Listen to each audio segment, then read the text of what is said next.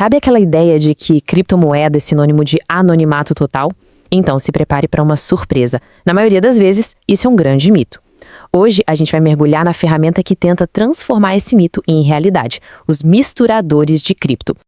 Então, vamos começar com a pergunta de $1 milhão. As criptomoedas são mesmo anônimas? A resposta curta? Na maioria das vezes, não, nem de longe. E é exatamente por isso que os misturadores existem. É que o seguinte, a maior parte das criptos, como o Bitcoin, funciona em blockchains públicas. Pensa nisso como um livro-caixa digital que qualquer pessoa no mundo pode consultar. Cada transação fica lá, registrada e visível para sempre, ligando um endereço ao outro. Isso cria um rastro, uma trilha, que pode sim ser seguida. E é aqui que a gente chega no centro da questão, o chamado paradoxo da privacidade cripto. De um lado, a gente tem a transparência total da blockchain, onde tudo é rastreável. Do outro, o desejo por privacidade financeira. Como é que dá para ter as duas coisas ao mesmo tempo? Bom, a solução que apareceu para esse paradoxo é o misturador de cripto, também conhecido como Tumbler. A ideia é simples, mas muito poderosa.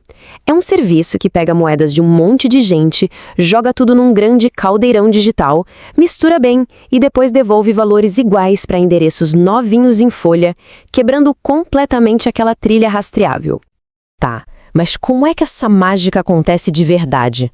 Como um serviço consegue, na prática, bagunçar uma transação que por natureza é pública? Vamos entender o mecanismo por trás disso. Olha, o processo é bem mais direto do que parece, são só 3 passos. Primeiro, os fundos são enviados para o endereço do misturador. Segundo, e aqui está o pulo do gato, o serviço junta esses fundos com os de vários outros usuários e se embaralha tudo. E finalmente, o terceiro passo, uma quantia idêntica é enviada de volta, mas para um endereço totalmente novo que não tem nenhuma ligação óbvia com o original. Agora, é importante saber que nem todo misturador é igual. Existem 2 abordagens principais e a diferença entre elas é fundamental. Tem o jeito centralizado e o descentralizado. A escolha entre um e outro muda completamente em quem ou no que a confiança é depositada. E aqui a diferença é crucial, porque tudo se resume a uma troca. No modelo centralizado, a confiança vai toda para uma empresa, para um operador. É mais simples de usar, mas aí vem os riscos. O operador pode roubar os fundos, pode manter registros de tudo ou pode ser fechado pelas autoridades. Já no modelo descentralizado, a confiança sai de uma pessoa e vai para o código. Os próprios usuários colaboram. O risco aqui não é a má-fé de alguém, mas sim uma falha técnica, um bug no protocolo que pode dar muito errado. O exemplo mais famoso de mistura descentralizada é o CoinJoin. E a ideia é genial. Vários usuários se juntam para criar uma única e gigante transação. Para quem está olhando de fora, é impossível dizer com certeza qual entrada pagou qual saída. Hoje em dia, carteiras focadas em privacidade como a Wasabi e a Samurai já fazem isso de forma automática, o que facilitou bastante o processo. A tecnologia é fascinante, sem dúvida, mas a grande questão é para quê e por quem ela é usada. Como toda ferramenta poderosa, os misturadores são uma faca de 2 gumes, servindo a propósitos que vão do totalmente legítimo ao completamente ilícito. Do lado legítimo, o uso é todo sobre privacidade. Por exemplo, pessoas que simplesmente não querem que seu saldo e todo o seu histórico de gastos sejam públicos, ou até empresas que precisam mover grandes valores sem que os concorrentes saibam das suas estratégias. É bom lembrar que em muitos lugares buscar privacidade por si só não é crime nenhum. Por outro lado, essa mesmíssima tecnologia é uma mão na roda para fins criminosos.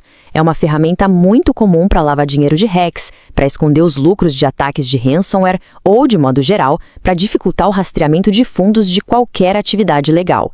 É por isso, claro, que esses serviços chamam tanta atenção dos reguladores.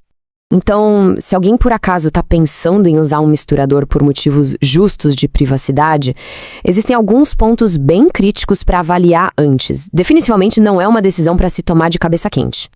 Primeiro de tudo, o custo. Privacidade tem um preço, literalmente.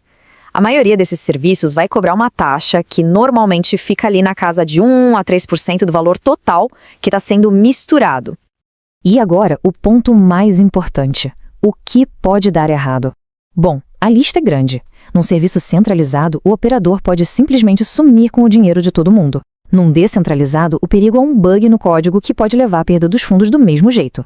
E não para por aí. A análise de blockchain está cada vez mais avançada, o que significa que nem o melhor misturador é 100% à prova de falhas. E talvez o risco mais comum de todos é o erro do próprio usuário, que pode botar tudo a perder com um único descuido.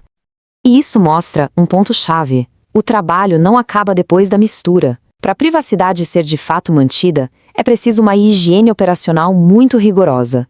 O que isso quer dizer? Significa separar as moedas que foram misturadas das outras, evitar mandar direto para corretoras que pedem identificação, sempre usar endereços novos. Uma única prática descuidada pode anular todo o esforço. E claro, tem um aspecto legal. As leis mudam drasticamente de país para país. Várias dessas ferramentas, inclusive, já foram sancionadas por governos. É fundamental entender as regras locais de combate à lavagem de dinheiro e financiamento ao terrorismo, o famoso AML/CTF, antes de sequer pensar em interagir com o serviço desses. No final das contas, essa frase resume tudo perfeitamente.